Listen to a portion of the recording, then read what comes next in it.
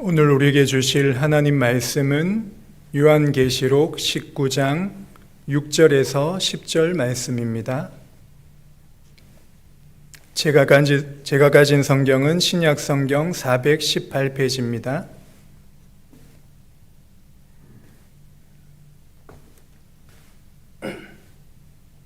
계시록 19장 6절에서 10절 말씀 다 찾으셨으면 우리 한 절씩 교독하겠습니다.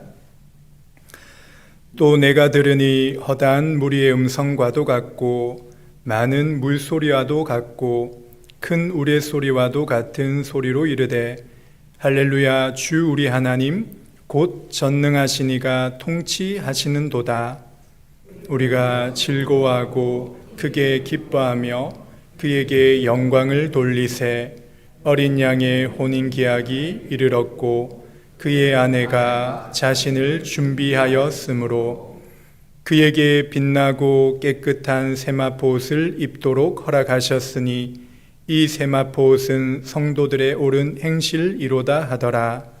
천사가 내게 말하기를 기록하라. 어린 양의 혼인잔치에 청함을 받은 자들은 복이 있도다. 또 내게 말하되 이것은 하나님의 참되신 말씀이라 하기로. 우리 다 같이 읽겠습니다. 내가 그 앞에 엎드려 경배하려 하니 그가 나에게 말하기를 나는 너와 및 예수의 증언을 받은 내 형제들과 같이 된 종이니 삼가 그리하지 말고 오직 하나님께 경배하라. 예수의 증언은 예언의 영이라 하더라. 아멘. 요한계시록 18장에서 바벨론에 대한 심판이 끝나게 됩니다. 그리고 오늘 본문 19장에서 가장 먼저 울려 퍼진 것이 할렐루야 찬송입니다. 우리 6절 말씀을 함께 읽어보도록 하겠습니다. 시작. 또 내가 들으니 허다한 무리의 음성과도 같고 많은 물소리와도 같고 큰 우레소리와도 같은 소리로 이르되 할렐루야 주 우리 하나님 곧 전능하시니가 통치하시도다. 할렐루야는 히브리어인데 너희는 여호와를 찬양하라라는 의미가 담겨 있습니다. 할렐루야는 구약 전체에 23번이 나오는데요. 시편에서만 그렇게 나온다고 합니다. 그리고 신약 성경에서는 4번이 나오는데 오늘 읽은 요한계시록 19장에만 4번이 나오는 것입니다. 1절에서는 하늘의 큰 무리들이 할렐루야를 외치며 하나님께 영광을 돌립니다. 그리고 6절에 읽은 말씀처럼 전능하신 하나님이 모든 만물을 통치하신다는 것을 찬양하며 할렐루야를 외칩니다. 유대인들은 시편에 기록된 15편의 할렐루야 시편을 유월절과 초막절에 낭독을 했다고 합니다. 이 말씀에 대한 성취를 오늘 본문에서 만나는 것을 보게 됩니다. 유월절 성취는 오늘 읽지는 않았지만 1절의 말씀처럼 할렐루야 구원과 영광과 능력이 우리 하나님께 있도다. 이것이 바로 구원하심의 성취를 나타내 보여주는 것입니다. 그리고 초막절이란 이스라엘 백성이 40년의 광야 생활을 마치고 약속의 땅에 들어가게 된 것을 기념하는 절기입니다. 6절의 말씀처럼 할렐루야 주 우리 하나님 곧 전능하시니가 통치하시도다. 이 말씀으로 성취되는 것을 볼 수 있습니다. 이처럼 할렐루야는 하나님의 통치하심에 영광을 돌리는 찬양의 고백입니다. 이스라엘 백성이 애굽에 430년 동안 노예 생활에서 하나님의 구원하심을 경험하고 또한 기적적으로 홍해를 건너는 장면이 있습니다. 그리고 난 뒤에 모세가 지은 노래가 하나님의 구원의 역사를 찬양하는 것이 출애굽기 15장에 쭉 나와 있죠. 2절에 보면 여호와는 나의 힘이요 노래시며 나의 구원이시로다. 그는 나의 하나님이시니 내가 그를 찬송할 것이요 내 아버지의 하나님이시니 내가 그를 높이리로다. 죄에 매여 사단의 종노릇한 데서 구원하신 하나님을 믿게 되었을 때 우리 또한 할렐루야로 주님을 찬양하게 되는 것입니다. 성도들의 삶이 광야와 같은 현실 속에서도 하나님의 은혜와 도우심을 경험하게 될 때 그 현실과 상황을 넘어 하나님을 찬양하고 예배할 수 있는 것입니다. 찬양은 단순히 세상 노래처럼 감정을 극대화시키고 기분을 좋게 하기 위한 것이 아닙니다. 찬양은 하나님이 우리 인생에 베풀어 주신 그 구원의 은혜에 감사하며 우리의 신앙을 고백하며 하나님을 즐거워하고 기뻐하는 것입니다. 하박국 3장 17절 18절에 보면 비록 무화과 나무가 무성하지 못하고 감람나무에 소출이 없으며 포도나무에 먹을 것이 없고 밭에 먹을 것이 없고 우리의 양이 없고 외양간에 소가 없을지라도 나는 여호와로 말미암아 즐거워하며 나의 구원의 하나님을 기뻐하리라고 고백했습니다. 제가 이 말씀을 묵상을 하면서 지금 시대에 맞게 문장을 다시 바꿔 봤습니다. 비록 나는 내 집이 없고 적금한 돈이 없고 좋은 자동차가 없고 그리고 받을 연금이 없을지라도 나를 구원하신 하나님의 은혜에 감사하여 그 은혜를 힘입어 하나님을 알아가는 그 즐거움과 기쁨으로 찬양할 것입니다. 예배할 것입니다. 저와 여러분들의 삶에서 이 할렐루야의 고백처럼 하나님을 찬양하며 영광 돌리는 그런 복된 삶이 되시기를 간절히 소원합니다. 두 번째로 우리가 살펴볼 것은 전능하신 하나님께서 통치하신 일이 무엇으로 이어지고 있는 것입니까? 7절 말씀을 우리 함께 읽겠습니다. 시작.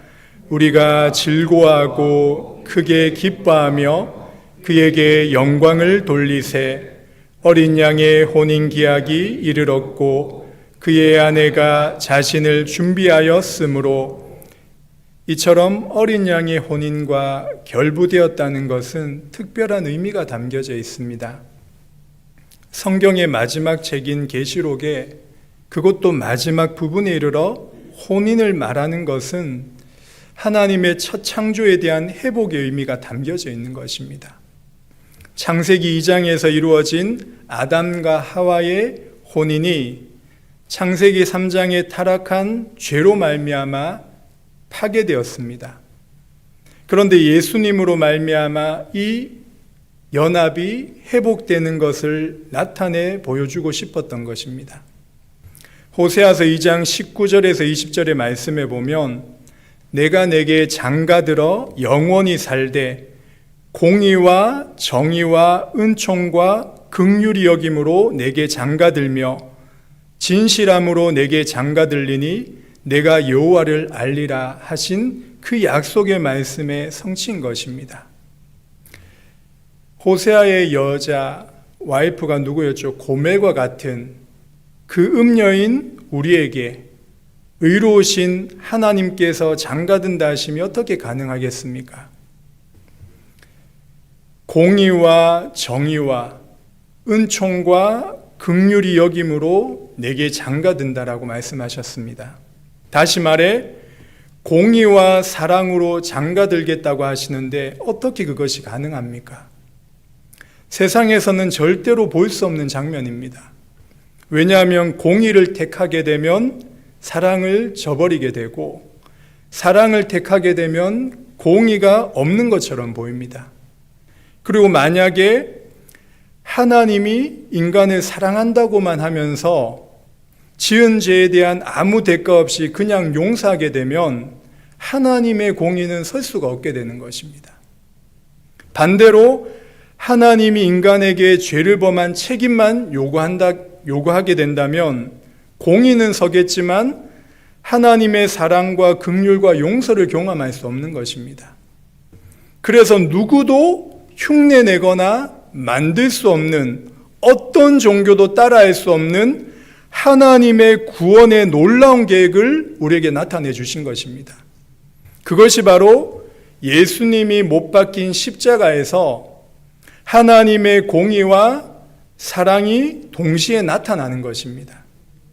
하나님의 공의에 대해 만족시키기 위해 죄 없으신 예수님이 죄인들을 대신하여 하나님의 모든 진노와 심판과 저주를 받으신 것입니다.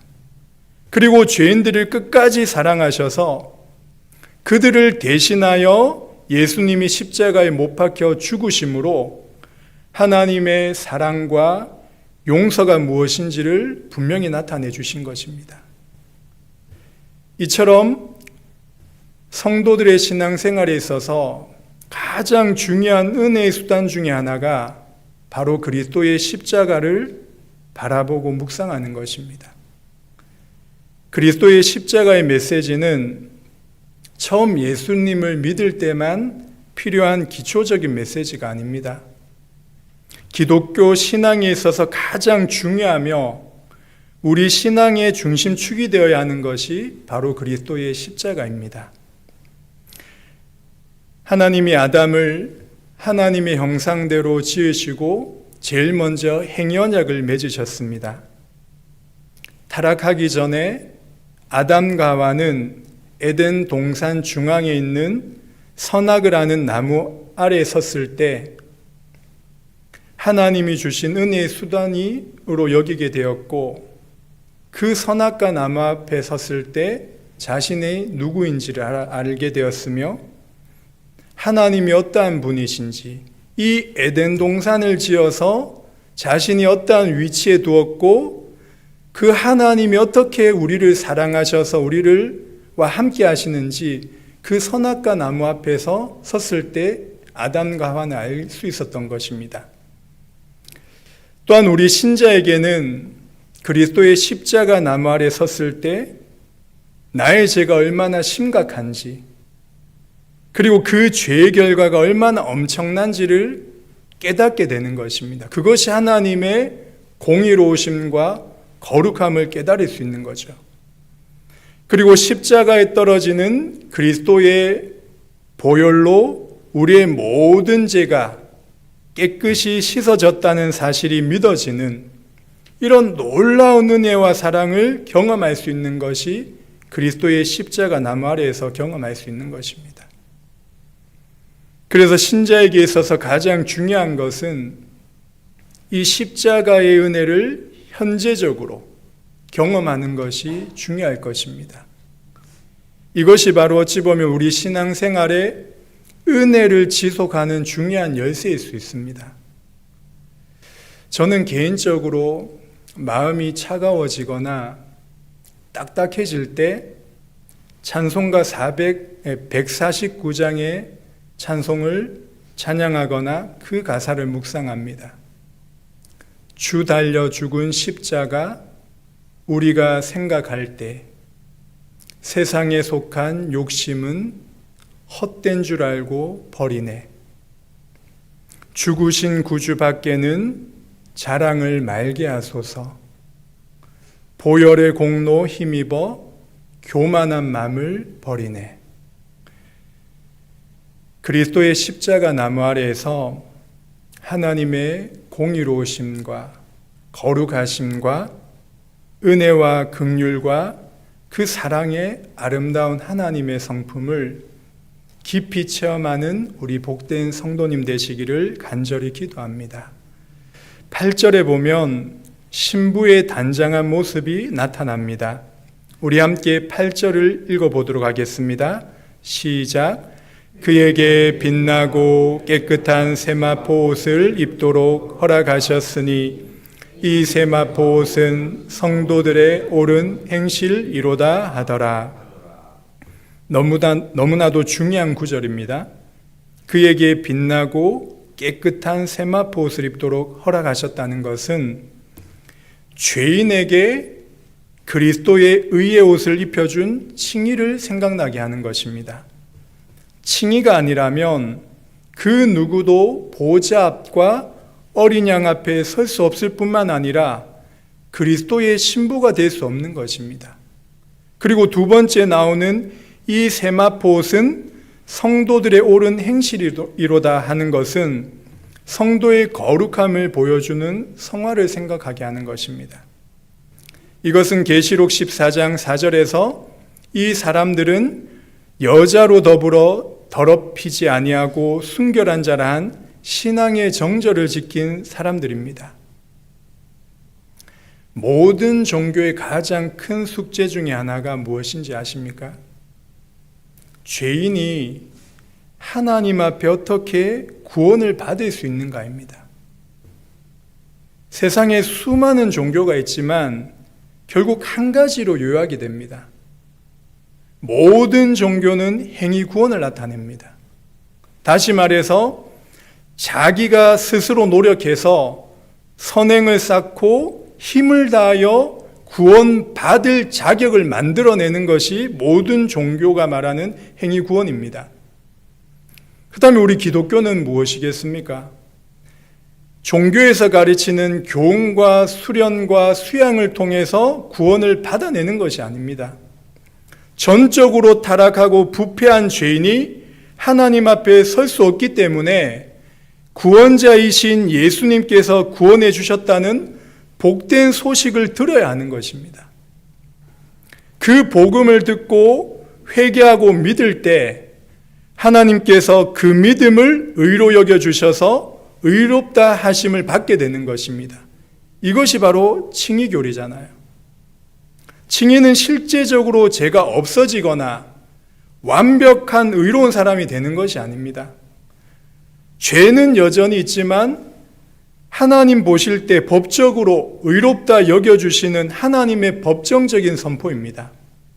그래서 죄에 대한 책임이 늘 죄인 스스로 졌어야 되는데 그 죄에 대한 책임이 예수 그리스도께로 전가된 것이죠. 16세기 종교개혁자 마틴 루터는 칭의에 대해 이렇게 말하였습니다. 그리스도를 믿는 자에게는 그 그리스도의 의가 수여되었고 그리고 믿는 자의 죄는 그리스도에게 전가되었다고 말하였습니다. 그래서 루터는 교회가 서고 넘어지는 핵심 교리가 바로 이 칭의교리라고 말할 정도로 중요하게 여겼던 것입니다. 이처럼 신자는 법적인 신분은 하나님이 의롭다 여겨주신 의인입니다. 그러나 사실적인 상태는 우리 죄성이 여전히 남아있기 때문에 우리 신앙생활의 과정을 통해서 점점 성화되어지는 이 과정이 필요한 것입니다. 교회를 섬기는 것도 예배도 모든 신앙의 행위는 하나님이 주신 그 칭의의 구원을 힘입어 그리스도를 닮아가고 더 하나님의 성품인 거룩을 닮아가는 이 성화를 위해 필요한 것이죠. 말씀을 맺겠습니다. 우리 삶에서 할렐루야로 주님을 찬양하는 기쁨과 감사와 감격이 있으십니까? 세상 살기에 바쁘고 고단하여 우리의 영혼을 돌보는 일에 혹시나 소홀하지는 않으셨습니까? 마태복음 21장과 누가복음 14장에 예수님이 똑같이 혼인잔치 비유를 합니다. 자기의 아들을 위해 혼인잔치를 베풀어서 많은 사람들을 초청을 하죠. 근데 초청을 했는데 사람들이 거절을 합니다.